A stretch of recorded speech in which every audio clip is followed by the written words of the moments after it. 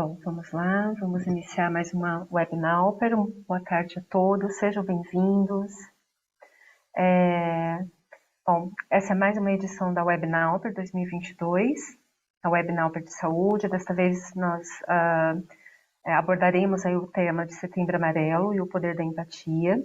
Setembro Amarelo, né, de 1 a 30 de setembro, é dedicado à campanha de prevenção do suicídio e trata-se de um movimento que teve início aí no Brasil em 2015 e que visa, né, conscientizar as pessoas sobre o suicídio, né, o quanto é importante a gente trabalhar com a prevenção, né, e evitar aí esse acontecimento. Então, para quem não me conhece, meu nome é Clélia, eu sou especialista de qualidade de vida da Alper e psicóloga de formação. Hoje nós estamos aqui com convidados especiais, a Ana, que é a nossa coordenadora da gestão de saúde. A Ana também é psicóloga de formação. Ana, logo você se apresenta. Estamos aqui também com o Dr. Diogo Lara. Ele é médico psiquiatra formado pela UFR do Rio Grande do Sul, né, doutor? Me corrija aí. Neurocientista, ex-professor titular da PUC do Rio Grande do Sul, escritor e palestrante e membro aí do aplicativo Símbolo, né, que também é um parceiro aqui da Alper. Pessoal, sejam bem-vindos. Tá? Se vocês aí quiserem fazer perguntas, vocês fiquem à vontade, nós vamos fazer em forma de bate-papo. Acho que é um tema é um assunto delicado, né? Mas é um assunto de extrema importância e sim, precisamos falar da melhor forma possível, né? Para ter sim e para fazermos cada vez mais aí termos a prevenção do suicídio. Então eu vou contar um pouco aqui, logo o doutor e a Ana vão se apresentar.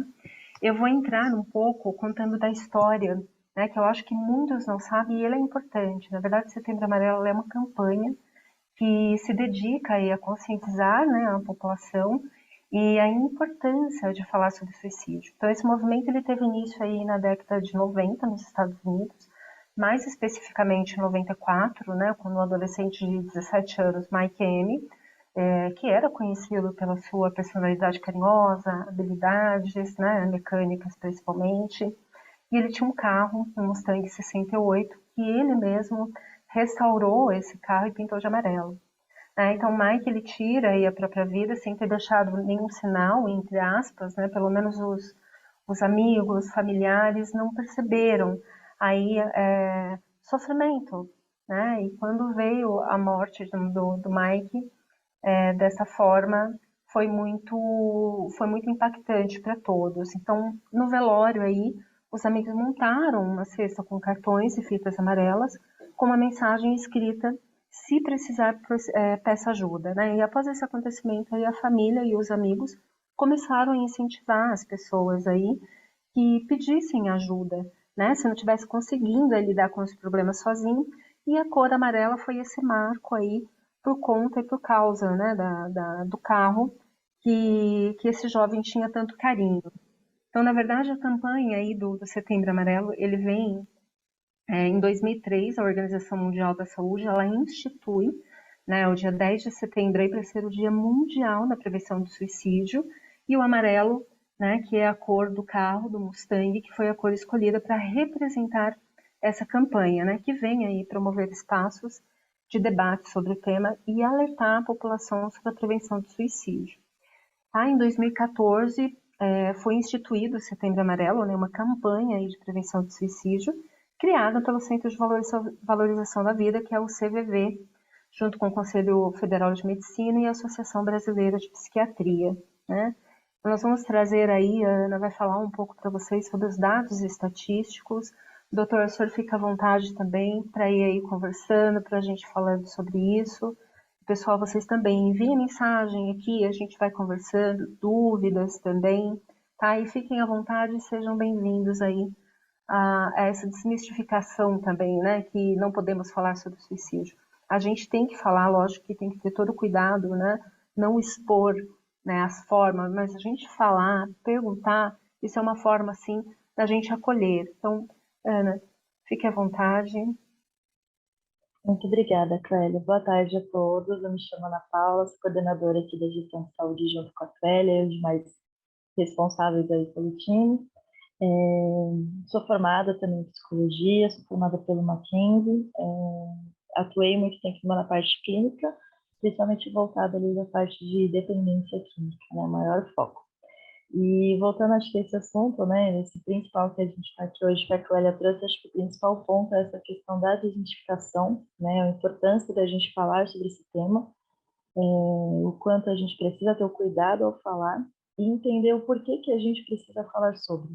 Né? A gente fala muito como se fossem questões ainda muito pontuais, mas a gente está falando já de uma questão de saúde pública, né? A gente já não está trazendo mais casos particulares, ou seja, isso é algo que tem crescido, né? Que tem tomado uma proporção muito maior, e quando isso acontece, a gente tem que trazer a importância sobre o fato, né? E falar sobre isso, e é isso que o Brasil, entre outros países, tem feito diversas movimentações em cima disso, né, Cléo? Eu acho que esse ponto foi muito legal que você já trouxe de cara para a gente falar. A partir disso, por que que a gente percebe, como que a gente percebe que a gente já está falando de uma questão pública, né? Uma questão que envolve um país ali em cima daquilo, um governo em cima para olhar? Porque a gente parte a partir dos dados estatísticos, né? Então, quando a gente fala de dados estatísticos, principalmente, a gente está falando de uma situação multifatorial, né? Então, o que traz os dados estatísticos trazem para a gente em relação à atenção à prevenção ao suicídio, né? A tirar ali a própria vida. A gente está falando em cerca de 800 mil pessoas que se suicidam por ano, tá? E a cada 40 segundos, uma dessas pessoas morre aí no planeta, né? Então, tudo isso são os dados que vão trazendo para a gente sobre o que faz a gente ter importância para falar sobre isso. Né? De 8 a cada 10 suicídios ocorrem em países com baixa e com média renda também. Né? Então, a gente vai aprofundar um pouquinho mais dentro desse tema. Outros fatores, eles são, em sua maioridade, no público masculino. Né? A segunda maior causa de morte entre pessoas de 15 a 29 anos.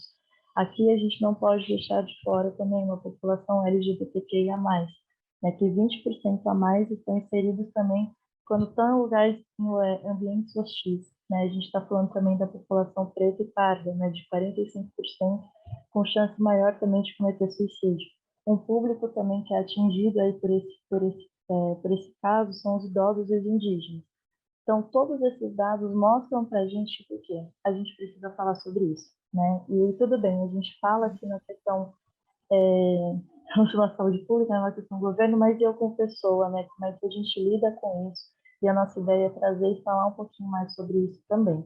Doutora e Clélia, se quiserem, podem trazer aí também os pontos de vocês, por favor.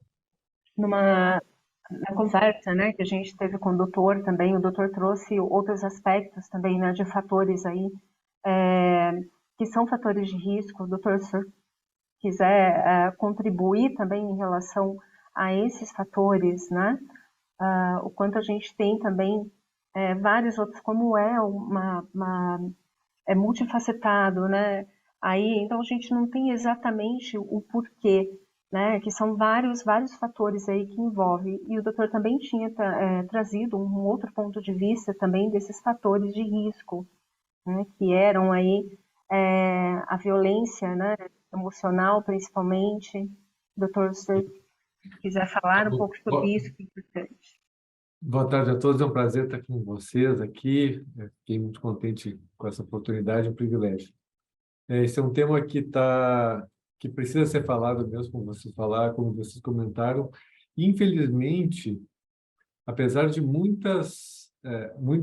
muitas áreas a medicina tem avançado bastante, e as pessoas vivem cada vez mais, a gente consegue cada vez mais tratar uma série de doenças. No suicídio, isso não tem acontecido. Tem crescido principalmente em homens, né? O dado nos últimos anos aí sempre cresce em homens, e em mulheres está praticamente estável, mas não reduz, né? E tem essa proporção aí de três homens para cada, tá quase 4 homens para cada mulher no Brasil. E o que tem por trás, eu digo que o suicídio na minha visão aí dos estudos que a gente fez também, tem a ver com uma profunda desconexão do ser humano com as outras pessoas.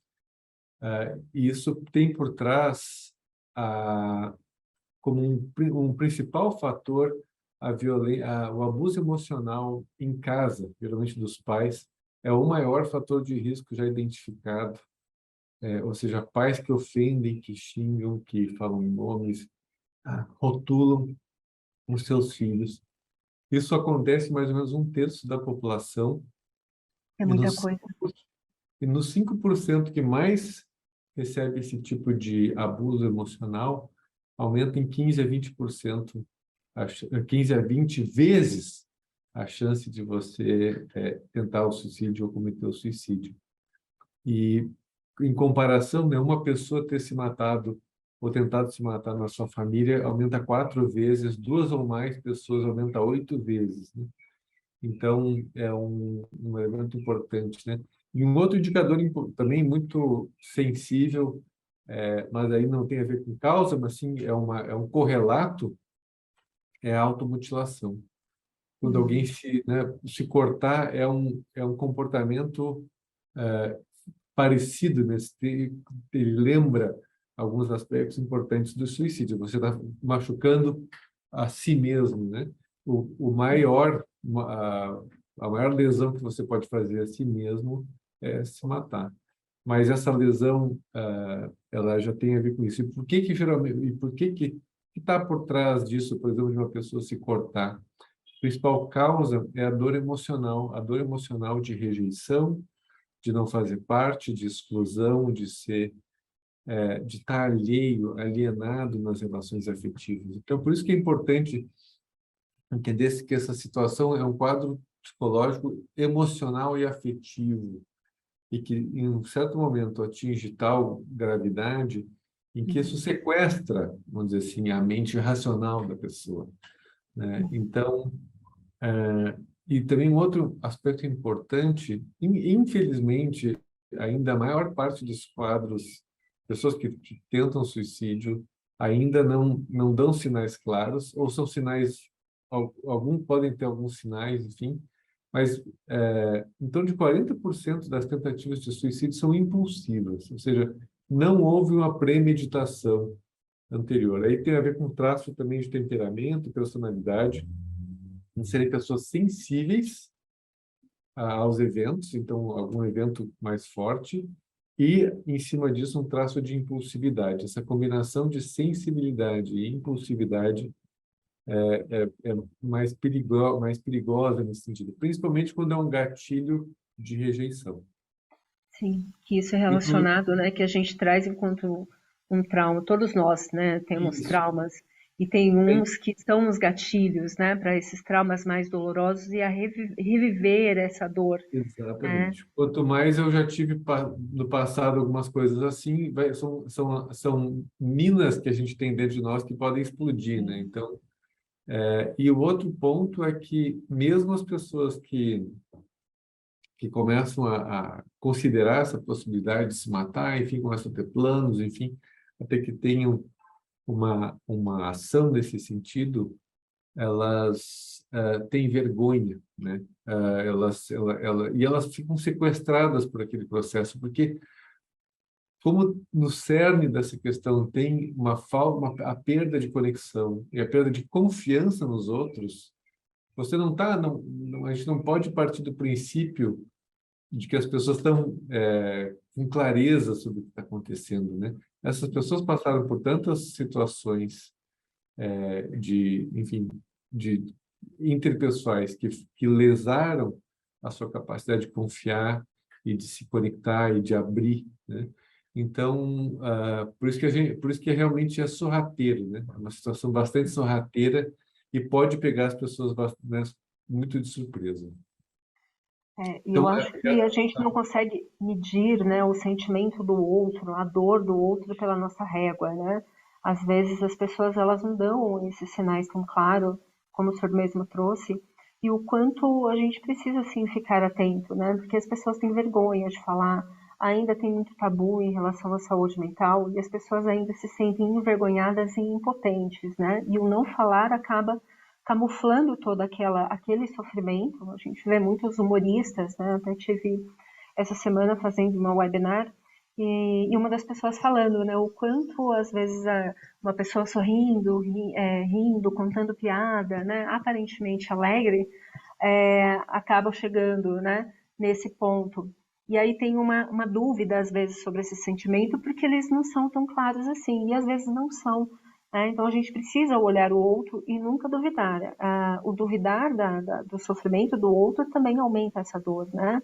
Então a minha régua é para mim, porque eu suponho que o outro esteja sentindo e o tamanho da dor dele, mas saber de fato a gente não vai saber, né? Então julgar ou duvidar daquele sentimento porque a pessoa está rindo, né? E não, enfim, isso acaba sendo muito cruel também, né, doutora? Acaba sendo um ponto também de mais sofrimento, né? Por isso que a gente tem que ter um acolhimento, né? Tentar entender o outro, acho que falando da parte psicológica, né? Quanto a gente fala assim do acolhimento, né? O quanto quando a gente chega na pessoa fala, olha, eu percebi, né, alguma coisa, pode ser que não, você não, é só o momento, mas se você precisar de ajuda, eu tô aqui, né? Então você está dando essa abertura para o outro falar.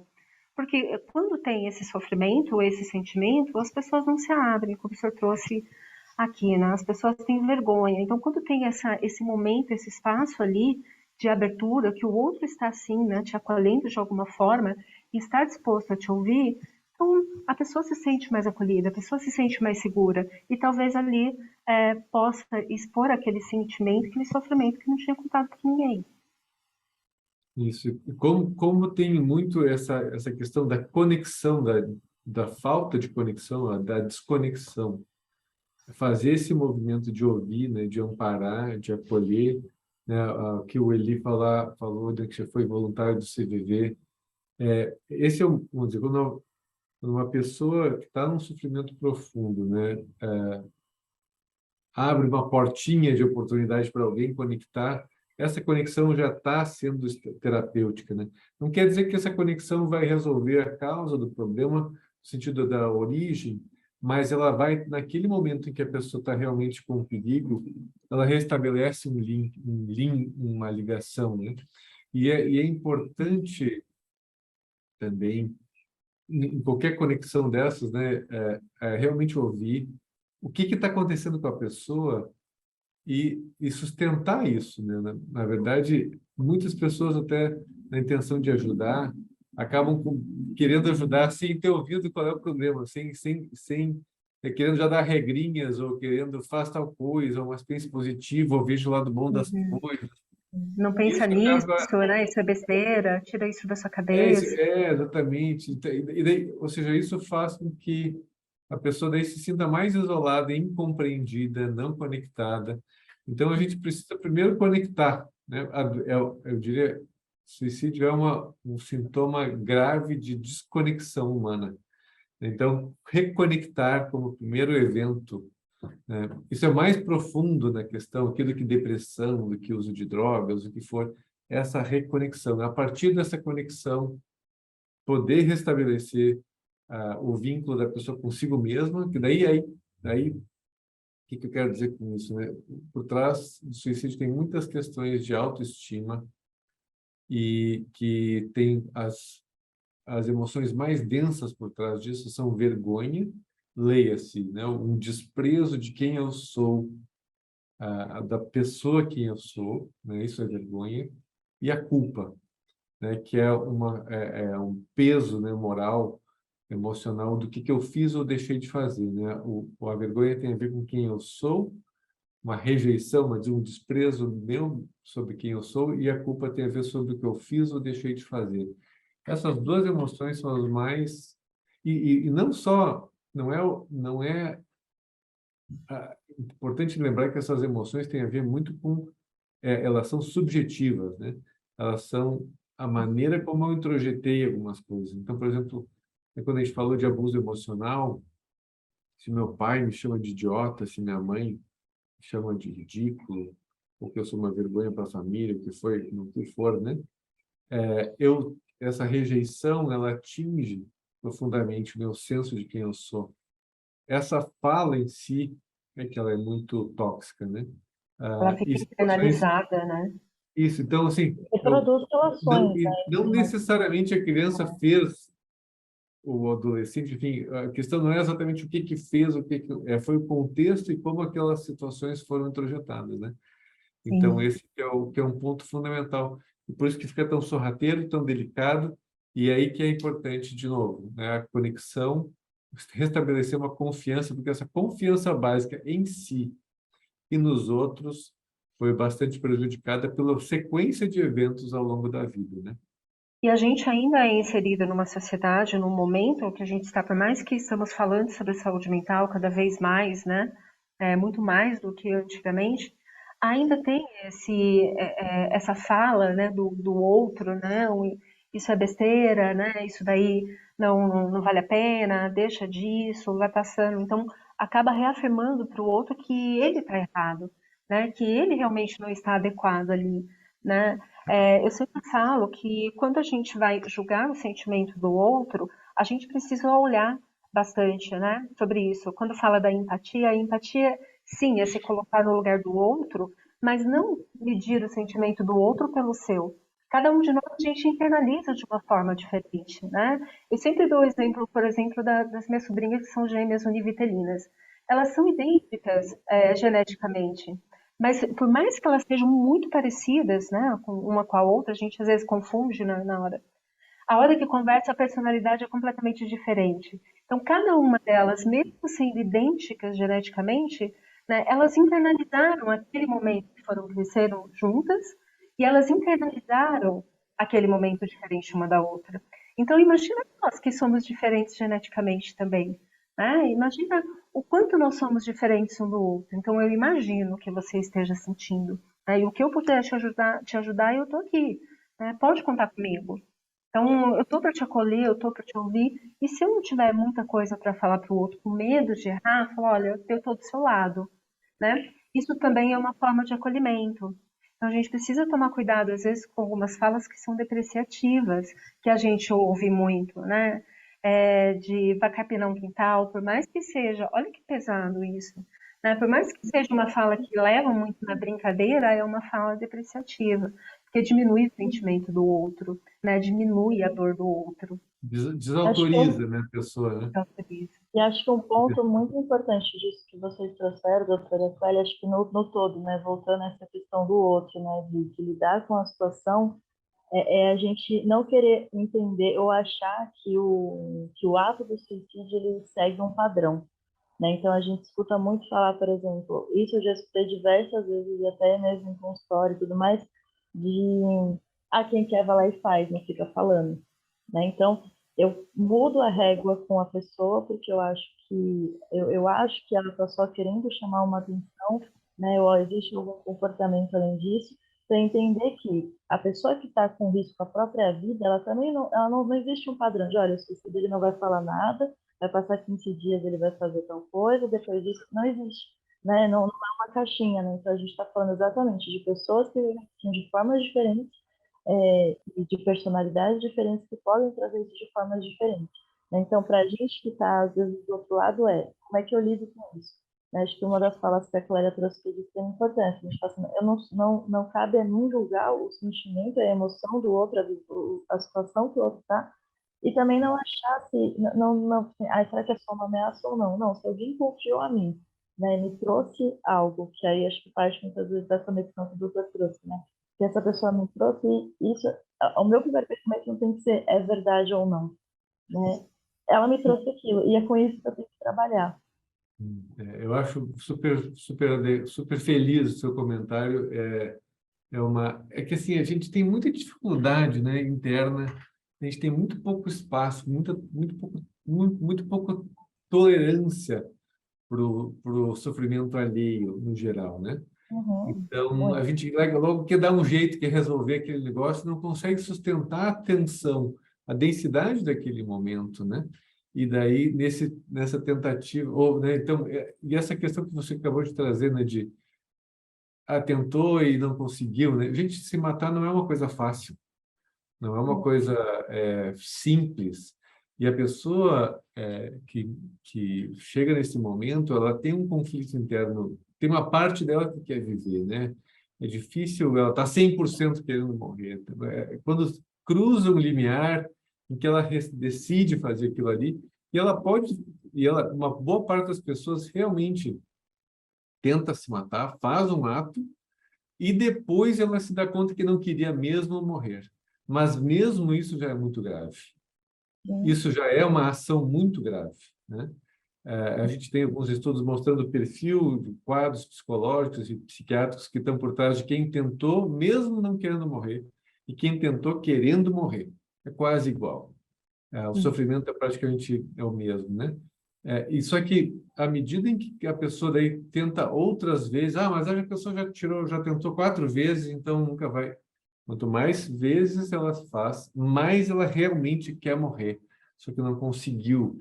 Vamos dizer assim, esse conflito está ali dentro e com o contexto, enfim, da história, e a vida é muito forte, né? A nossa vida é muito forte, não é simples assim, vou fechar o nariz e vou morrer, né?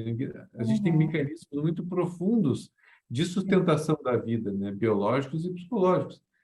Então, e mesmo a ameaça, então vamos matar, essa também é uma ameaça grave, mostra de uma pessoa que tem pelo menos um nível de maturidade emocional ou de sensibilidade emocional muito grande para lidar com as questões. Então, todas essas situações são alvos, né, são necessariamente, são motivos mais do que suficientes para se engajar num tratamento e olhar o que realmente está por trás desse quadro, né? Até porque quando acabar, né, com a vida ali, que é acabar com aquele sofrimento que está atrelado à vida, né? Nós não somos separados, né? A nossa emoção do nosso corpo físico. Então, como que você separa uma dor ali que está intensa, que está muito grande, né? E muitas vezes não procura ajuda, não faz um tratamento. Então, uma pessoa que tem uma qualidade de vida, né? Que tem ali uma saúde mental saudável, né? Dentro do esperado, porque tristeza a gente sente, né? Angústia a gente fica mesmo ali. Tem momentos que são difíceis, né? Mas as pessoas que pensam no suicídio, né, que já vem há um tempo, então está num nível muito grande de sofrimento. Então já não está ali, não tem mais qualidade de vida.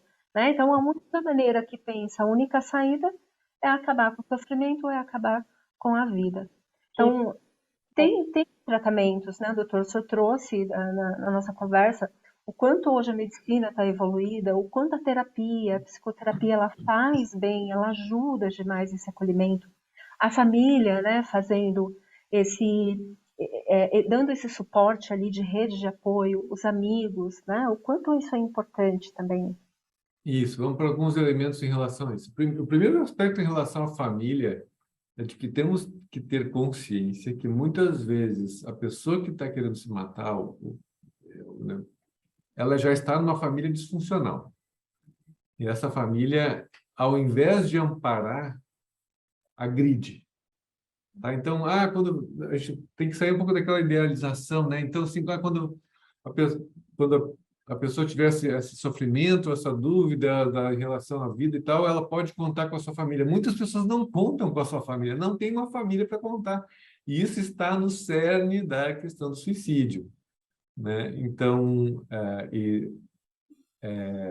essa inversão do que deveria ser uma família, que é uma doença da sociedade, uma doença da humanidade, muitas famílias são disfuncionais, esse já é uma realidade. A maioria dos casos estão ali. Então, não adianta, então fala com a sua mãe, com o seu pai, com o seu irmão.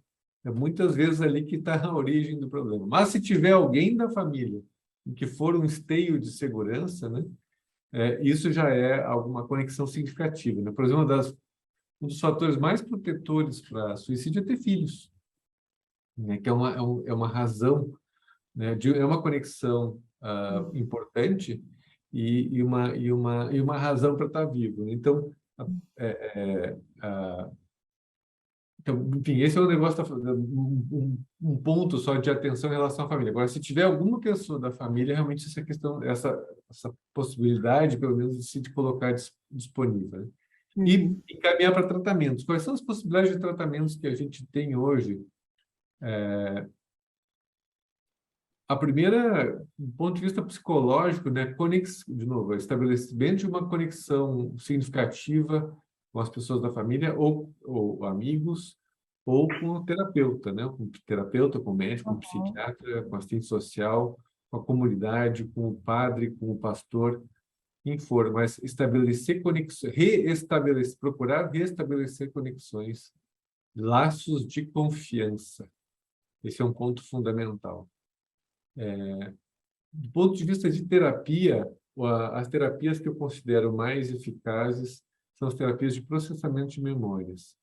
O que essas terapias fazem? Você vai nas memórias que causaram maior dor emocional de rechaço, de rejeição, de exclusão, e processa essas memórias. Ou seja, aquilo que estava acumulado e doendo do passado, que estava reverberando no presente, isso é processado.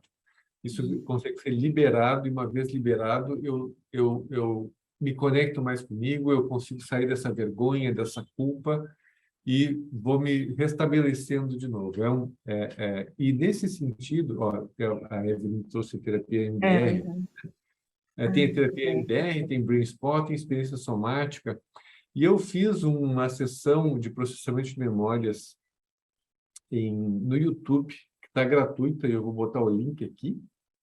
É uma sessão em que eu mostro, nessa sessão, os principais fatores de risco, as situações em que a pessoa pode ter vivido ao longo da sua vida, que estão mais ligadas à ideação suicida, porque não são todos os tipos de estresse e eventos de vida que estão ligados a suicídio.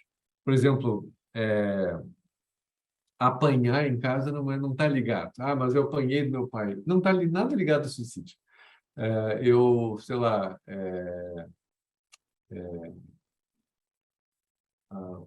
não tinha o que comer. Não está ligado a suicídio. Ao contrário, na verdade, as pessoas que lutam pela vida por terem falta de situações, por terem falta de recursos, muitas vezes elas estão protegidas do suicídio, porque elas já lutaram muito para estar vivas, né? Então, não veio o link? Não apareceu aqui? Acho que o Daniel já mandou de novo. Para mim apareceu. Eu botei Mas o os dois. Daniel já mandou, já. Botei, então, esse vídeo, ele fala sobre essas questões, e ele vai trazendo à tona as memórias potencialmente ligadas, né, provavelmente ligadas à ideação suicida da pessoa, enfim, que está com essa questão. E daí eu vou conduzir o processamento de memórias para que a pessoa possa fazer essa limpeza de memórias. E as pessoas que fazem esse vídeo, né, fazem essa sessão, uma sessão de terapia de processamento de memórias, elas melhoram muito, vamos dizer assim. Eu até pergunto no final do vídeo, né, de 0 a 10, quanto você queria viver? 0, eu quero morrer agora, 10, eu quero muito viver, né? Entre o começo da sessão, antes e depois da sessão, as pessoas aumentam ali 3, 4, 5 dígitos. Né? Ela foi de 2 para 6, 2 para 8, 3 para 9, 1 para 4, enfim, a pessoa realmente e se ela fizer mais vezes a sessão, ela vai cada vez melhorando mais. Então, assim, na prática, e a grande parte das pessoas que assistem esse vídeo realmente está resolvendo uma questão muito central. Então, é uma coisa estranha, né, que é uma solução tão simples, possa estar disponível gratuitamente no YouTube, e essa sessão faz parte de um programa mais completo, chamado Cirurgia da Mente, que está disponível, inclusive, no Símbolo, né, no aplicativo Símbolo, mas essa a gente optou por deixar realmente aberta e gratuita para todo mundo. Uma outra coisa Sim. importante também, quando se fala de tratamento farmacológico, infelizmente, os antidepressivos não melhoram podem melhorar a depressão e ainda assim não são tão eficazes quanto a gente gostaria que fossem. Os antidepressivos normais, eles mais anestesiam as emoções, deixam as pessoas um pouco diferentes do que elas são e, portanto, sentindo menos as emoções, elas sentem menos tristeza, mas elas não estão protegidas de suicídio. Os dados são muito claros em relação a isso. Então, tem algumas indicações em alguns quadros, como transtorno bipolar, o lítio sim protege do suicídio, o transtorno bipolar é dos que mais comete suicídio, e na esquizofrenia, a clozapina. Mas os antidepressivos normais não fazem isso. Agora, tem um antidepressivo em particular, chamado ketamina, que era um anestésico que se descobriu depois como antidepressivo e também como um antissuicídio. É um remédio também que tem parecido com essa terapia de processamento de memórias. Você pode estar num quadro agudo de crise né, pessoal e com uma ideação suicida ou comportamento suicídio recente, e você fazendo uma sessão de ketamina com uma dose adequada, você pode fazer uma grande virada e sair desse quadro e restaurar muito do seu sofrimento, restaurar essas questões de autoestima e de força, sair do pesar profundo, da negatividade, do peso que esse quadro tem. Então, a ketamina como remédio, é uma sessão de ketamina, não é um remédio que se toma todo dia, mas uma sessão de ketamina. Tem vários centros no Brasil que fazem isso. A gente, no Símbolo para as empresas, também disponibiliza isso como um tratamento bem mais avançado para casos graves, mas daí no sentido de... realmente um tratamento bem para casos graves. Então, esses dois, e a terapia de processamento de memórias e a conexão, essas três coisas, né? Conexão com as pessoas, ou reconexão com as pessoas, terapia de processamento de memórias voltado para essas causas, seja com terapeuta, seja com esse vídeo aqui que eu mandei, e a ketamina. E aqui a Isabelle pergunta se pode ser usada para outros casos. Não, ela pode ser usada para sofrimento psíquico em geral, mas daí tem algumas outras sessões de cirurgia da mente que são melhores para isso. Daí, É enfim, importante, o doutor, próprio frisar. aplicativo Símbolo, né? Diga.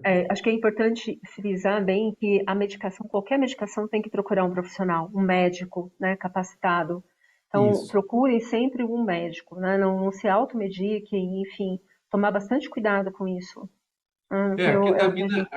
A ketamina nem na farmácia é disponível para comprar. Então, na verdade, você precisa ir para um psiquiatra ou para um centro que faça tratamento com ketamina para depressão, ketamina para depressão, tratamento enfim, mas ela também é muito eficaz na questão do suicídio. É que tem muitas perguntas aqui. Vamos lá. Bastante. O Eli, né, fala que já foi voluntário da CVV. A gente vai falar um pouquinho, né, da CVV, o quanto esse trabalho deles também é importante. É um trabalho de acolhimento ali, né? São voluntários que fazem parte ali da CVV.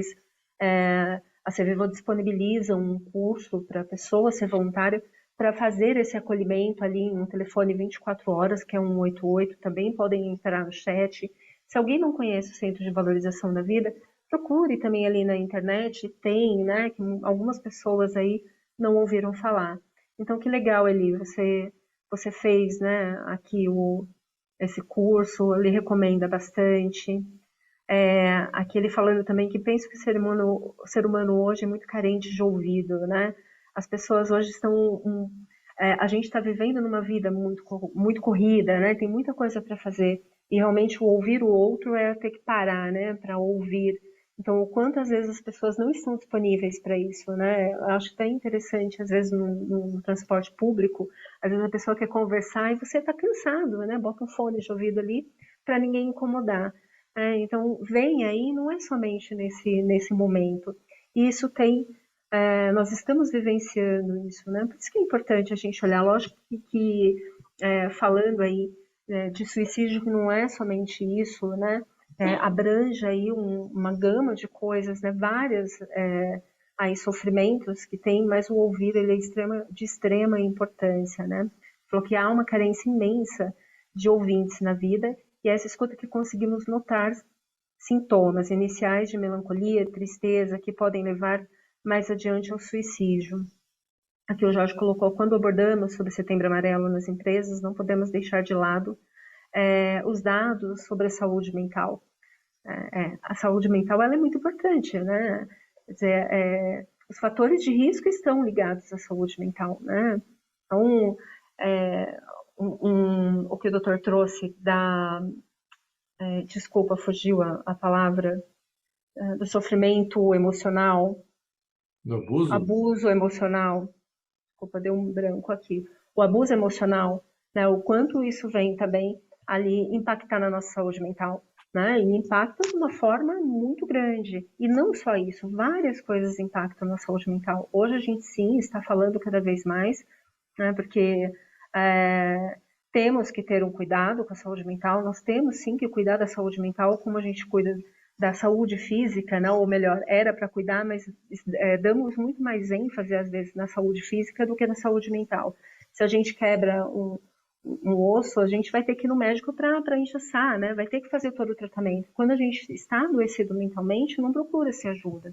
As pessoas não vão atrás, né? Porque tem medo, não, saúde mental, como assim? Não, né? Porque não tem uma radiografia lá que mostra, né? Então acaba ficando subentendido que você está para o outro, né? Porque se você não tem como trazer uma radiografia, né, ou um exame laboratorial ali, então como que eu vou saber de fato se você está ou não está? Aí vem essa dúvida, né?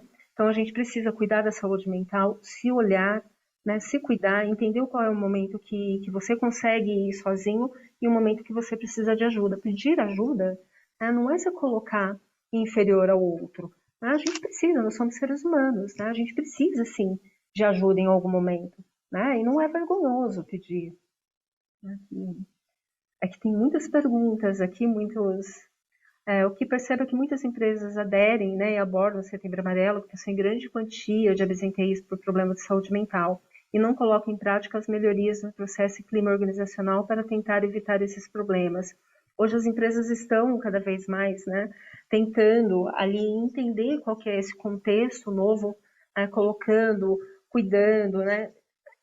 Infelizmente os passos ainda são devagar, né? Mas as empresas hoje, sim, têm um pouco mais de preocupação. Hoje falam-se muito mais, né, na saúde mental do cuidado dentro das empresas do que alguns anos atrás, ou até antes da pandemia também. Né? A gente via, sim, um crescimento, né? Eu sou psicóloga, atendo em company, atendia, né? Isso desde 2017. Naquela época ainda eram poucos os psicólogos, hoje tem muito mais, né? Tem um ambulatório, né? Muitas empresas colocam dentro da empresa, enfim, com médicos. Então, hoje fala-se um pouco mais, né? Mas que bom que está crescendo, né? Ainda é devagar, mas as pessoas estão, sim, as empresas se preocupando um pouco mais, né, do que antes. Rafael, É, eu mas, acho que mas você disse, você está falando das empresas, eu acho que é o que é legal a gente ver, claro, às vezes quando a gente está ali dentro, né, assim como da família, a gente vai sentindo de uma forma diferente, mas como a gente falou, como você falou muito bem, eu acho que existe, se a gente olhar um pouquinho para trás, a gente vê como vai avançando. Quando a gente olha para uma empresa, a gente está falando de uma microsociedade, né, que ela vai andar junto com a sociedade, né, então são os mesmos passos, então ali é um reflexo da sociedade como um todo. Então a gente não tinha, antes não se falava sobre saúde mental. A gente fala de alguns anos atrás, quando a gente falava ali, a própria psicanálise, por exemplo, a gente está falando de uma histeria, né? Que a gente usa até pouco tempo também, isso como se fosse mulheres histéricas, loucas, gritando, aquele absurdo, né? Como a gente traz tudo isso. Então, são pequenos passos se a gente conseguir olhar justamente para a empresa, as empresas, né? Como essa parcela, né, da sociedade, a gente vai ver um acompanhamento de só o fato de hoje a gente está, hoje, por exemplo, numa quinta-feira que à tarde a gente está falando sobre o suicídio de uma série de empresas. Antes, a gente não conseguia falar sobre isso, né? Existia realmente um tabu muito forte, justamente entre olhar, a gente perder aquele olhar de que já não, algumas pessoas ainda acham, mas a gente já perde aquela coisa da frescura, de ser uma coisa assim. Então, aos pouquinhos isso vem mudando e acho que tende a crescer, né? Como outras coisas também têm crescido junto a isso, né? E é claro, a gente está falando de formiga porque a sociedade dá esses passos, né? A gente não dá grandes saltos, né? eu acho que tem melhorado muito, né? Houve um momento de muita abertura em relação a isso Uhum. na pandemia. Tem essa onda ainda, né, que não passou, né, das questões de saúde mental, mas também Uhum. houve um arrefecimento, né, do assunto. É possível que daqui a pouco ele caia um pouco no esquecimento. Então cabe a todos nós mantermos essa chama viva. E acho que tem um elemento aqui importante nessa fala, que é realmente uma coisa é o que eu chamo do estágio de maturidade de uma empresa para lidar com esse assunto, para lidar com o assunto de saúde mental. Tem empresas que fazem uma palestra por ano no Setembro Amarelo e acabou, já fiz minha parte, o resto é o plano de saúde que resolve. Tem empresas que entendem que tem algo a mais, mas também não sabem o que fazer, né? Mas que gostaria de fazer, então já está um pouco mais madura, e tem algumas empresas que estão realmente buscando tomar ações maiores, né? Mas que eu ainda acho que falta para muitas empresas do Brasil, isso já está muito mais consciente nos países mais avançados, é que investir em saúde mental, investir na mente das pessoas é estratégico para o negócio. Não é só uma questão de saúde, não é só uma questão... E tem uma outra coisa que eu diria que é o seguinte, que isso é algo correto de se fazer. Não é uma questão só de se vai dar dinheiro, se vai poupar, é o certo a fazer. Porque, no fundo, a gente está numa sociedade doente, adoecida, né? E as empresas, em grande parte, foram vetores de doença da sociedade. Se a gente for pensar pelo lado tanto do impacto que algumas empresas tiveram no nosso ambiente, enfim, agora está vindo toda essa questão do ESG, Environment, Social e Governance, né? Afinal, quem é que impactou negativamente o ambiente? Foram as empresas. Não são todas as empresas, mas algumas empresas realmente atrapalharam bastante. E o que é um chamado? É um chamado à responsabilidade, aos efeitos colaterais do que você faz para a sociedade. E na parte social é a mesma coisa, né? A gente agora está com a história toda do burnout, né? Com muito mais ênfase, mas a gente precisa ter essa consciência, e a empresa pode ser um vetor de saúde, né? De cuidado das pessoas. E a boa notícia é que isso envolve, sim, algum investimento, mas esse investimento dá retorno, né? Ele vai dar retorno diretos e indiretos, né? Uma pessoa com depressão, primeira coisa, em torno de pelo menos 5 a 8% das pessoas de uma empresa está com depressão. Está com depressão. Não é que teve, está com depressão.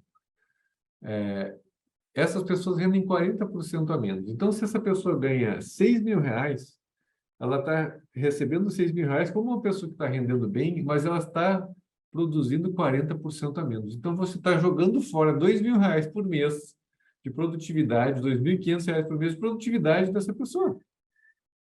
E Entende? podia fazer Então, um investimento, né, para ter uma qualidade de vida dentro do ambiente de trabalho, para que essa pessoa trabalhe, né, e ali essa com mais pessoa, saúde. se ela receber o cuidado adequado, essa pessoa vai ser grata para o resto da vida, se ela resolver. E hoje, digo, a boa notícia é que os tratamentos psicológicos, psiquiátricos, quando bem feitos, né, são muito resolutivos, né? Então, a gente... por isso que... Estou pegando um caso de depressão, né? Mas, assim, a boa parte das pessoas tem sintomas de ansiedade, sintomas de estresse, insônia, ou uma dor crônica, ou uma enxaqueca que vem mensalmente, enfim. Todos esses quadros têm uma base emocional, tem questões, obviamente, culturais, da cultura da empresa, de segurança psicológica, mas tem questões da pessoa mesmo. O fato é que poderia se fazer muito mais cuidando das pessoas, e eu até conclamo as empresas para fazer o seguinte: você tem dúvida se vale a pena investir em saúde mental? Faça um experimento. Pega uma turma, pega ali 20% da empresa e invista, ou 30%, metade da empresa que for, faça durante 6 meses ou um ano um trabalho com essas pessoas. E veja, e compare a produtividade, o turnover, o engajamento, o sinistro dessas pessoas. Os estudos têm mostrado que, na média, é 4 vezes o retorno. 4 vezes o retorno do investimento. A cada dólar é 4. Isso é na média. Se as ações forem estrategicamente configuradas, elas podem dar retorno de 8, 10 vezes o investimento. Ou seja, eu gastei R$ 10.000 por mês da empresa e estou economizando aqui R$ 100.000 por mês. Só que não vai economizar no mesmo mês, vai levar alguns 2, 3 meses para começar a economia, mas é um pequeno investimento que depois dá um retorno absurdo, né? Não é um retorno tão fácil de medir a parte indireta, mas os estudos são muito claros em relação a isso. Só que está faltando ainda uma mentalidade de clareza em relação ao quanto isso é vital para o negócio. Tem uma pergunta aqui, doutor. doutora, a ansiedade e depressão, desculpa, pessoal, eu estou olhando, tem bastante pergunta, o pessoal está contribuindo bastante aqui, mas essa, como a gente já está nos falando, né, as outras perguntas aqui a gente já abordou. Então, essa daqui, doutora, ansiedade e depressão estão sempre juntas? Eu posso apresentar quadros de ansiedade sem depressão? Sim, elas são separadas, mas também, elas são primas. Geralmente, o quadro de ansiedade vai anteceder. O quadro de ansiedade crônica é um grande fator de risco para ter depressão mais adiante, né? Muitos quadros de ansiedade cursam sem depressão, e alguns quadros de depressão cursam sem ansiedade.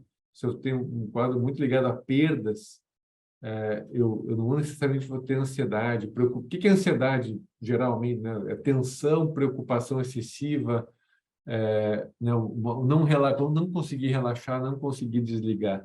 Isso é uma ansiedade generalizada, né? E daí tem os tipos de ansiedade específicos. Mas os transtornos psiquiátricos não são tão separados em caixinhas quanto a gente gostaria que fosse, né?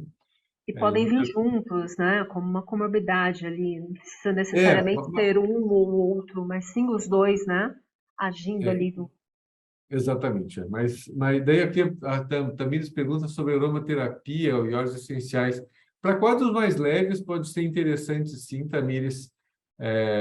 E tem alguns adaptógenos, alguns remédios naturais que também são bastante interessantes para o estresse, como a ashwagandha, por exemplo. Juba de leão é um cogumelo também, pensando numa linha mais alternativa. E por que é importante falar sobre isso? Porque as pessoas aderem mais a tratamentos naturais do que a tratamentos farmacológicos. A adesão é mais fácil, né?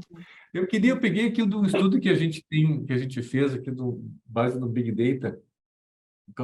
Acho que a Clélia falou uma coisa muito interessante a gente da empatia. Uma coisa é a empatia, eu me colocar no lugar do outro. Outra coisa é me colocar no lugar do outro com a cabeça do outro, né? Com o contexto do outro, com o sentimento do outro, e com a história de vida do outro. Olhem só quais são as frases, alguns pensamentos de 1000 perguntas que a gente tinha no Big Data, quais são algumas das questões que mais apareceram como fator de risco para quem tentou se matar querendo mesmo morrer, ou simplesmente tentou se matar. Por exemplo, ó, é achar que os pais não queriam que você tivesse nascido. Vejam como é profunda essa questão de rejeição, né? Ou seja, eu não deveria nem estar aqui, nem mereceria estar vivo aqui, né? Achar que não merece amor, atenção e respeito dos outros. Veja a questão do autodesprezo, da vergonha, né? Isso aqui, esses dois, principalmente em mulheres. Em homens, ninguém vai gostar de mim se souber quem eu realmente sou. Ah, Veja, não, então, aceitação. entende? E homens também ter sonhos recorrentes, pesadelos recorrentes, ou flashbacks de memórias ruins, enfim. Então, vejam que não é pouca coisa, né? Assim, são crenças e sentimentos muito densos, né? Sim, e muito pesado também, quando a gente, só de falar, né, a gente aqui do outro lado sente o quanto isso é sofrido, né, para quem está vivenciando, para quem está passando. Então, Então, veja que não adianta para falar para a pessoa, dizer, gente, a vida é bela.